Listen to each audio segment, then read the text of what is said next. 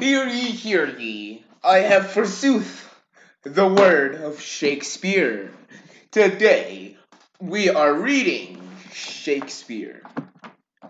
To be more exact, we are reading Romeo and Juliet. We are reading the first scene. And while we're doing it, I will be paraphrasing and explaining to you in peasant terms what is going on. Are you ready? Am I ready? Yes, I am. If you have the exact same book as me, which is unlikely, but maybe you do, this will be on page 245. Romeo and Juliet. Dramatis personae. The cast will be explained as they show up. Prologue. Enter chorus. Two households, both alike in dignity, in fair Verona, where we lay our scene. From ancient grudge break new mutiny, where civil blood makes civil hands unclean. From forth the fatal loins of these two foes, a pair of star-crossed lovers take their life, whose misadventured piteous overthrows doth with their death bury their parents' strife, their fearful message of the death-marked love, and the continuance of their parents' rage. With but now the children's end not could be is now the 2 hours traffic of our stage. Move the which, if you with patience ears attend, what here shall mist or toil strive to mend. Exit. Paraphrasing 2 sentences, that's all I get. Chorus is setting up the entire story. 1 sentence. They basically just paraphrase the entire story of Romeo and Juliet in layman's terms by saying, there you go, that way I can continue talking, that Romeo and Juliet are 2 people who love each other, but their parents hate each other. Make sense? Make sense? Well, they're 2 different families. Oh crap, I went over the 2 sentence limit. We'll figure out more as the story goes on. But forsooth, the story shall go on. I don't know why I said but forsooth. I'm trying to charge my computer if you're wondering why. It probably has some fumbling sounds. Okay, cool. Act 1, Scene 1. Verona, a public place. Enter Samson, which is... Give me a second, I need to go through the dialogues. Enter Samson and Gregory, servants to the Capulet. The Capulet is Juliet's family. Juliet Capulet is the daughter to the Capulet family. Capulet family hates nothing more than Romeo's family, the Montagues. Okay? Keep that in mind. Samson and Gregory of the house of Capulet with swords and bucklers. Remember, Samson and Gregory are both from the same house of Capulet, okay? Samson is talking. Gregory, oh my word, we will not carry coils. Gregory responds, no, for then we shall be coilers. Samson talks. I mean, and we be in choler we will draw. 1 second. Okay. What was that? Yes. Gregory responds, A, while you live, draw your neck out the collar. Samson, I strike quickly, being moved. Gregory, but thou art not quickly moved to strike. Samson, a dog of the house of Montagog moves me. Gregory, to move is to stir, and to be valiant is to stand. Therefore, if thou art moved, thou'st running away. This is basically the 1600s bro fight. Basically, let's see. There we go. Gregory's basically calling Samson a crybaby for just the virtue of moving away from a Montagog. Basically, just moving from a Montagog is comparable to running away and retreating. And a Capulet never retreats from a Montagog. Okay, cool. Where were we? Samson, a dog of that house shall move me to stand. I will take the wall of any man or maiden Montagog. Samson's arguing, bro, it was a golden retriever. What are you supposed to do when a golden retriever is chasing you bloodthirsty? That's basically what he's saying. Am I supposed to not move? And Gregory's like, moving makes you a crybaby. You should just stand your ground against a crazed maniac golden retriever. That's basically what's going on.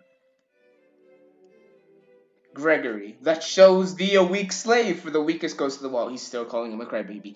Samson, 'tis true, and therefore woman, being the weaker vessels, oh my god, you are so sexist, are ever thrust to the wall. Therefore I will push Montagog's wind from the wall, and thrust his maids to the wall. Basically, they're saying, bro, you're a dudette. Oh yeah, I'm gonna make the other guys a dudette by basically making them move. I'm not gonna move, they're gonna move. That's basically what Samson, the guy who's getting harassed by Gregory, is saying. Gregory, the quarrel is between our masters and us, their men. Samson, 'tis all one. I will show myself a tyrant when I have fought with the men. I will be cruel with the maids, and cut off their heads. Gregory, the heads of the maids? Samson, the heads of the maids, or their maiden heads. Take it in with sense thou wilt. Gregory, they must take it in sense that feel it. Samson, me they shall feel, while I am able to stand. And 'tis known I am a pretty piece of flesh. That's an idiom, guys. That's an idiom. Don't take that literally. So, Samson has zero chill right now. I guess after being harassed by Gregory and called him a crybaby at least 30 times, he basically said, oh, you know what? You know what? Oh, you're going to call me a dude? You know what a dude actually does? I'm going to go up there and cut off all their heads. Keep in mind, this is the 1600s when that was perfectly acceptable. And he said he was going to cut off the heads of all the women in the house. I don't know either. Okay, let's continue. Gregory, 'tis well known, art not fish. If thou hadst been poor John. Draw thy tool. Here comes two of the house of the Montagues. Enter Abraham and Balthasar, two serving men of the Montagues. Conflict. Remember, Montagues is Romeo's family. Capulets is Juliet's family. Montague, Romeo, Capulet, Juliet. Got it? Got it. Remember, Romeo and Juliet love each other. Their families do not. Montagues hate Capulets. Capulets hate Montagues. You can see where the conflict is coming in when two of the Montagues walk into a conversation with Capulets. Samson, my naked weapon is out. Quarrel, I will back thee. Gregory, how, thy back and run? Samson, fear me not. Gregory, no, Mary, I fear thee. Samson, let us take the law of our sides. Let them begin. Gregory, I will frown as I pass by, and let them take it as they list. Samson, nay, as they dare, I will bite my thumb at them, which is a disgrace to them if they bear it. Abraham. Okay, what's the best way of saying this? Biting your thumb at someone. Imagine biting your thumb as flicking them off with their middle finger. Okay, that's basically what they're going for, right? That's basically the amount that they're doing. So basically, Samson is saying he's going to flick off the Montagues who are walking outside. Okay, keep that in mind when this happens. Abraham, who's part of the Montagues, do you bite your thumb at us, sir? Samson, I do bite my thumb, sir. Abraham, do you bite your thumb at us, sir? Samson aside to Gregory, is the law of our side if I say A? Gregory aside to Samson, no. Samson, no, sir, I do not bite my thumb at you, sir, but I do bite my thumb. Basically, the conversation is, hey, dude, are you flicking me off? Yes. Are you seriously flicking me off? Yes. Why are you flicking me off? Are you seriously doing this? And then if the guy who's flicking you off turns to the left and say, is it rude to flick someone off? And then the guy says, yeah, it is, dude. Okay, I'm not flicking you off, but I am holding my middle finger in a certain way that makes it look like I'm flicking you off. That's basically what's happening. But I do bite my thumb, sir. Gregory, do you quarrel, sir? Abraham, quarrel, sir, no, sir. Samson, if you do, sir, I am for you. I serve as good man as you. Abraham, no better. Samson, well, sir, Gregory, aside to Samson, say better here comes one of my master's kinsmen. Samson, yes, better, sir. Abraham, you lie. Samson, draw if you be men. Gregory, remember thy swashing blow. Okay. Probably had no idea what that said because I read it with death in my soul. So, basically, obviously, flicking someone off is not a great idea. So basically, imagine you're walking down the street, this guy flicks you off, you say, are you flicking me off? No, I'm just holding my finger like this, pointing my middle finger directly at your face. And then he says, you want to fight, by the way? And you're like, no, I don't want to fight you. Oh, you want to go? You want to go? Hey, bro, he wants to go. Pull out your sword. Let's fight him. And basically, that's about to happen. They fight. Enter Benvolio. Benvolio is Romeo's friend on Montague's side. Romeo's friend. Remember, he is on the Montague family. I think it's Gregory and Abraham. Yes. No. Samson and Gregory are the Capulet side. Remember, they hate each other. Okay. Benovio, port fools, beats down their swords. Put up your swords, you do not know what you do. Enter Tybalt. Tybalt, what art thou drawn among these heartless hinds? Turn thee, Benovio, and look upon thy death. Tybalt is... Let's see.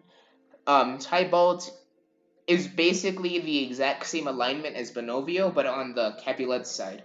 So, Benovio is the nephew to the head honcho Montague, right? Tybalt is the nephew to the head honcho Capulet, right?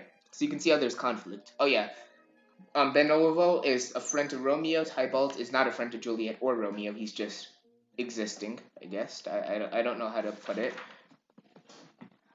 So basically, obviously, Benovio and Tybalt are the perfect fight, which is exactly what they're about to do. Benovio, I do but keep the peace. Put up thy sword or manage it to part these men with me. Tybalt, what drawn and talk of peace? I hate the word as I hate hell. All Montagues and thee have at thee coward. They fight. Okay, you can obviously see the difference in their character. Let's see. Benovio is, the chill dude who's trying to stop a fight from happening in the middle of the street like a normal person. Tybalt is trying to fight Benovio, and then Tybalt slashes at Benovio. Perfect music for this. And of course, Benovio slashes back because you don't do that to Benovio. They fight, enter several of both houses who join the fray, and then enter 3 or 4 citizens with clubs. Okay, so, I'm going to give you an image in your head, and then I'm not going to basically paraphrase until we hit page 247, okay? Close your eyes for me, okay? Imagine a dirt road. We're imagining a 1600s road. You imagine one? Now, this is an over-dramatization, but imagine 2 castles on opposite sides of the road. If you look up road, like not like the short way, but the long way. If you look up road, you see one castle. You look down road, you see the other castle. Have that image? The up road one is the Capulet's house. The down road one is the Montague's house. Okay? You're imagining that, right? Now, in the center of the street, very center, middle of the up road, down road, middle of the side roads, right? 4 knights, right? Are just going ham on each other. They both have their sabers drawn. They're both slashing at each other. They're both going blow for blow, blade for blade. You see it, right? Now, out of the house up road, which I think is the Capulet's house, right? Yes.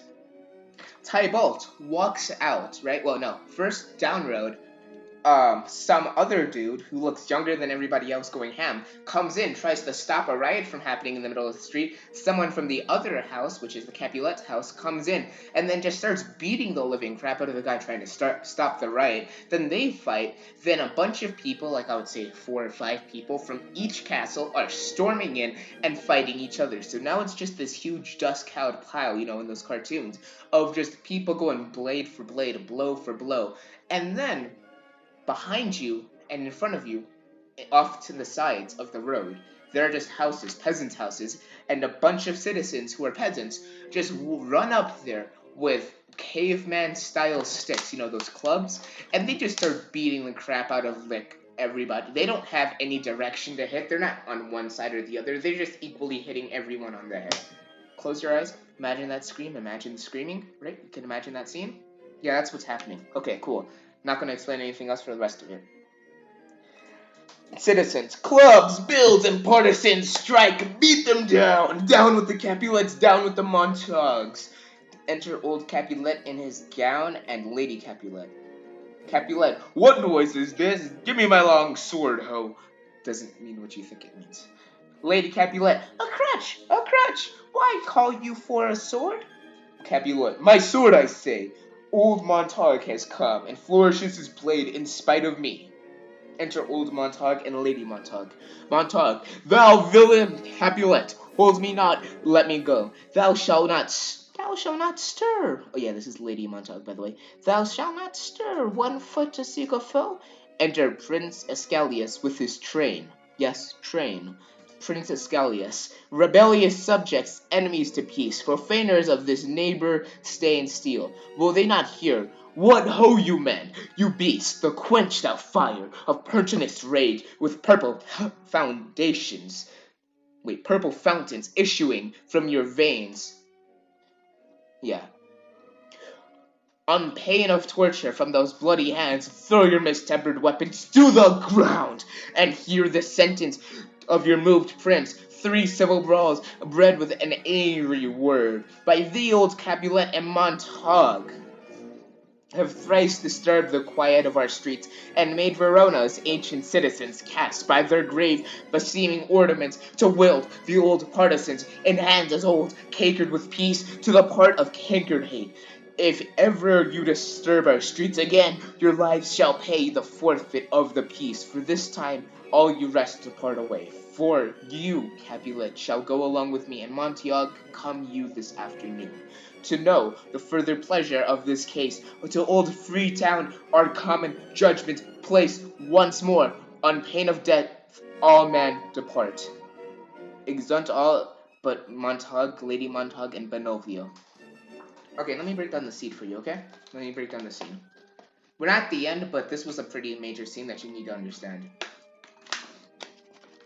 So, out of both of the castles, the king and the queen come, the head honchos, on both sides of the castles, walk out, stare each other down across the entire road like, I'm gonna get that boy, right? And before they can, get that boy and beat the crap out of each other, obviously, because there's a little riot in the streets, the police officer comes, screams at everybody for doing this, points at both of the old head honchos, says, if this gang war happens one more gosh darn time, one more time, that's all I'm saying, one more time, both of you are going to the guillotine. You got it? You come with me right now. You come with me this afternoon. We're going to be talking about this. Perfect music. That's what happened. Okay, so... And then he said, everybody else, get the heck back to your houses. There is no reason for you to be rioting. What the heck are you doing, citizens? Hitting these people with clubs. Everybody get out before everybody gets to the guillotine in the next 30 seconds. Everybody leaves except for Benovio, which is, Romeo's friend on the Montague side. That guy who was trying to stop the riot from happening in the first place. Montague and Lady Montague, who are being talked to and questioned first. Then the Capulet and Lady Capulet are being questioned at the afternoon. Okay, cool. Montague, who set this ancient quarrel new abroach? Speak, nephew, were you by when it began? Benovio, here were your servants of your adversary, and yours close fighting. Here I did approach, I drew part to part them. In the instant came the fiery Tybalt with his sword prepared, which he breathed in defiance to my ears. He swung about his head and cut the winds. Nothing hurt withal, his Tim with the scorn. While he were interchanging thrusts and blows, came more and more, and fought on parts and part, till the prince came, who parted the either part. Lady Montague, oh, where is Romeo? Saw you him today? Right, glad am I he was not at this fray.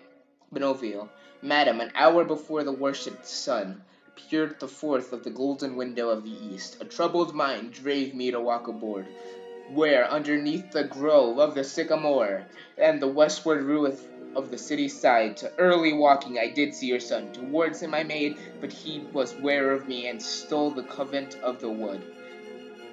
I measured his affections by my own, which was then sought for and might not be found.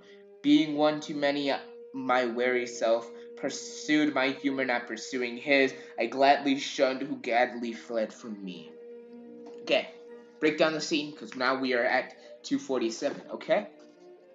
How long is this video going on? Okay, 19 minutes, not that bad on time. So let me break down this scene for you. So, remember how I said the riot guy came and basically made everybody leave, right? So, Montague, before he goes to questioning, said, "Hey nephew," which is Benvolio, "who started this? Who started this riot?" And Benvolio said, so, the two dudes from their house, your enemy's house, and the two dudes from our house were just going ham, those two servants, Abraham Samson and a couple others that I can't remember at this moment. It's like, I think it's at the bottom left or somewhere. Yeah, Abraham,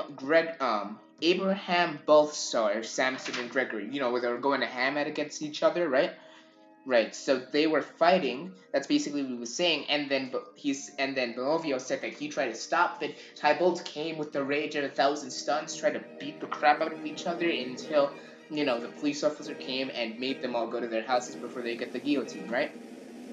And then Lady Montague asks, "Where the heck is Romeo? I'm glad that he's not in this fray, but I need to know where he is. He is my son after all." I think it's the son. H&M, we don't need it. Their sweaters are mediocre at best. So yeah.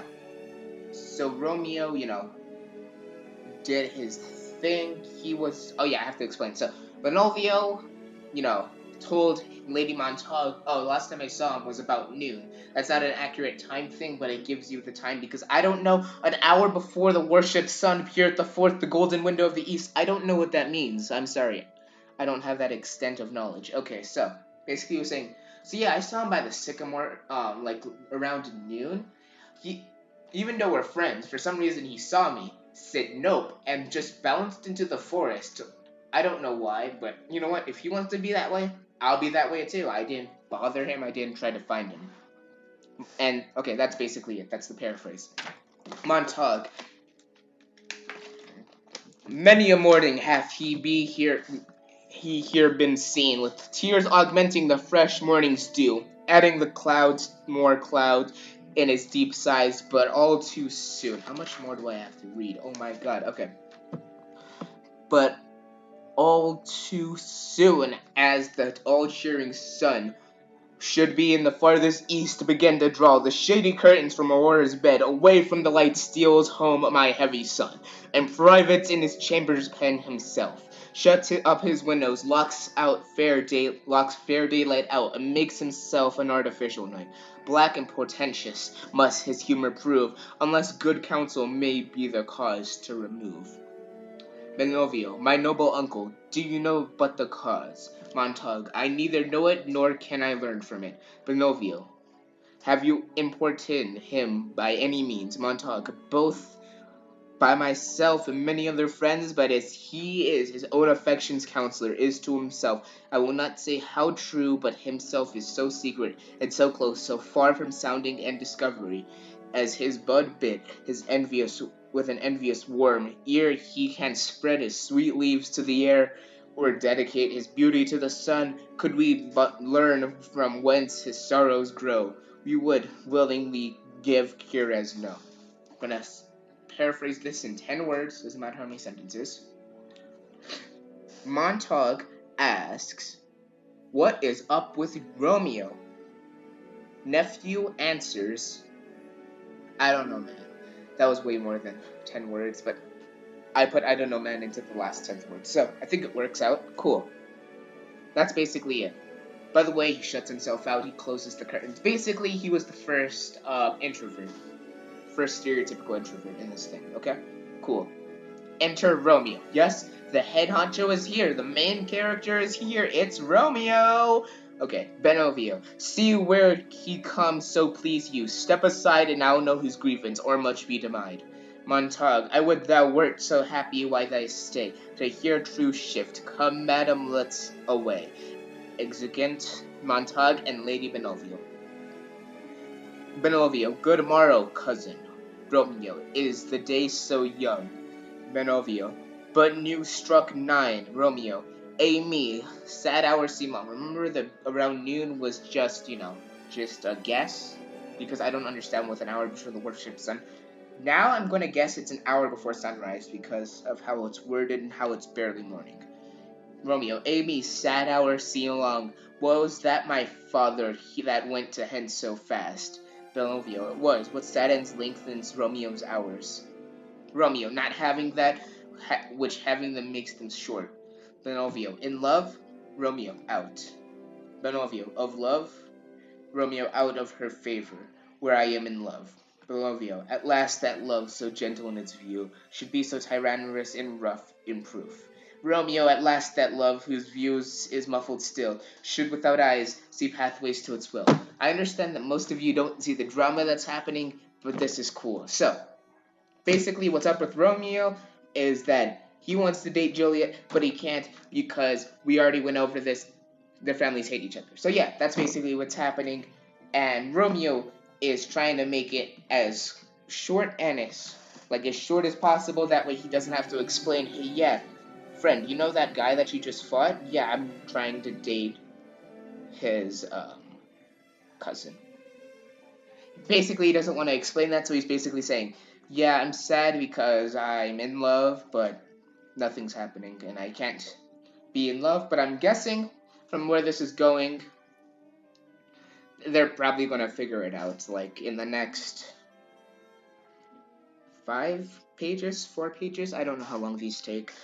At last that love, whose view muffled still, should without eyes see paths to his will. Where shall we dine? Oh me, what fray as here? Yet tell me not, for I have heard it all. Here is much to do without hate, but more with love. Why then, O growing love, O loving hate, O anything but nothing first create, O heavenly lightness, serious vanity, misshapen chaos of well-seemed forms, father of lead, bright smoke, cold fire, sick health. Still waking sleep, that is not what it is. This love I feel no love in this. Would thou laugh? Benovio, no, cause I would rather weep. Romeo, good heart at what? Benovio, at thy good heart oppression. Romeo, why such is love transgression? Griefs of mine lying heavy in my breast. Dude, it's a idiom. It's an idiom. He's a dude. It means chest. It's like, aching heart. Idiom. Just 16th century idiom. 17th century idiom. Griefs of mine low heavy in my breast, which thou wilt propagate, to have it pressed with more thine, this love what thou hast shown. Thou have more grief, too much of mine own. Love is a smoke raised, with the fumes of sighs, being purged in fire sparkling in lovers' eyes, being vexed the sea nourished with lovers' tears. What is it else? A madness most discreet, a choking gall and a preserving sweet. Farewell, my clothes. Benovio's about to talk, but before that happens, I want to go on break because I'm almost out of hydrogen dioxide. I don't know, water. I'm out of water. I don't know why I said hydrogen. Don't ask. I don't know either. So we're going on break. Of course we are. So, shall we go do that? I think we should go do that right now.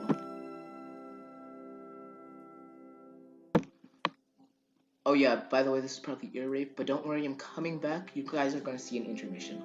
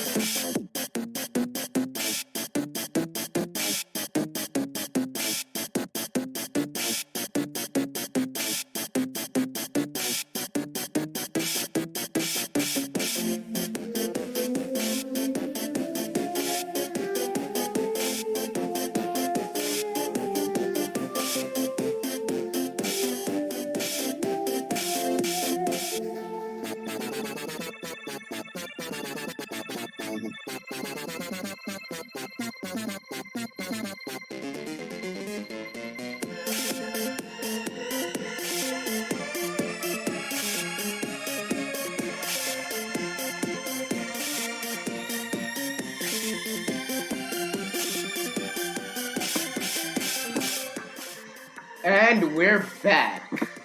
I probably put some things in the the description so you could just skip ahead, so you don't have to sit through 4 minutes of that. Anyways, let's get back on track. Where was I? Oh yes, okay.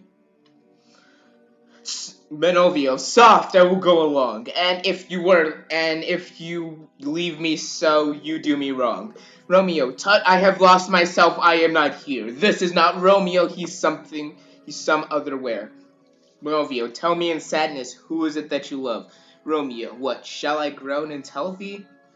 Benovio, groan, well no, but sadly tell me who. Romeo, bid a sick man its sadness make his will, and word urged to one is so ill. In sadness, cousin, I do love a woman. Romeo, I aim thee so near when I supposed you love. That's a good mark, man. She's fair, and she's fair I love. Romeo, I'll write fair mark, fair cause, as soon as tit. Well, in that hit you missed, she'll not be hit with Cupid's arrow. She hath Dian's wit, and for strong proof in chastity, well, armed from love weak shall bow, she lives unharmed. She will not stay under siege in loving terms, nor bide the encounters of ensailing eyes, nor ope the lap to saint seducing gold, or rich she is in beauty only poor, that when she dies, her beauty dies in her store.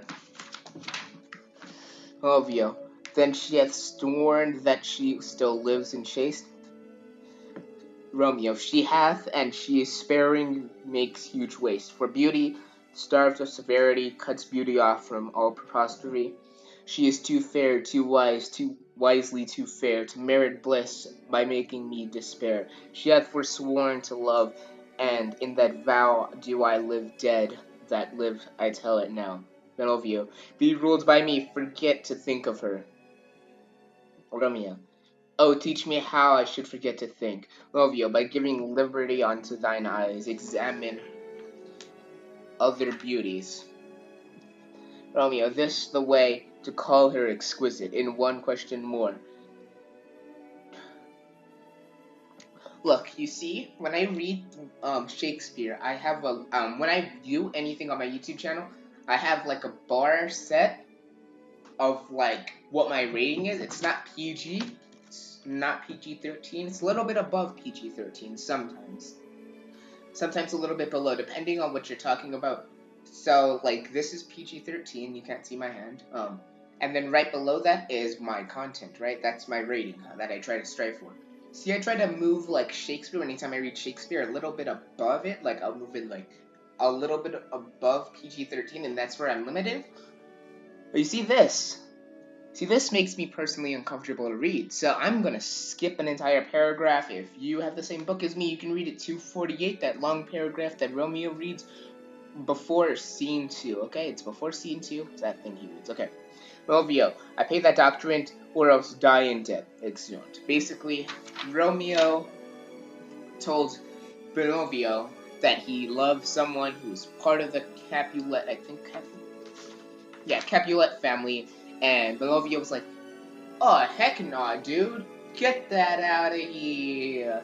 And basically, he tried to, like, talk about how hot she is, and fair basically means hot back then. Okay, cool. So, basically, how hot she is in that paragraph that I feel personally uncomfortable to read, Pinocchio basically said, I don't care how hot she is, dude.